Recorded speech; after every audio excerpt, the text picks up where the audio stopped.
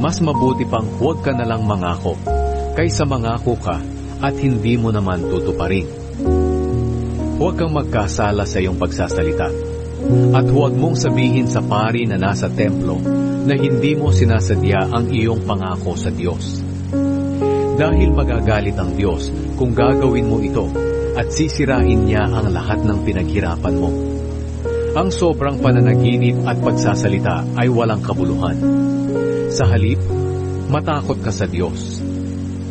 Walang kabuluhan ang kayamanan. Huwag kang magtaka kung makita mo sa inyong lugar na ang mga mahihirap ay inaapi at pinagkakaitan ng katarungan at karapatan. Dahil ang mga pinunong gumigipit sa kanila ay inaalagaan ng mas nakatataas na pinuno, at ang dalawang ito ay inaalagaan ng mas mataas pang pinuno, pero mas lamang pa rin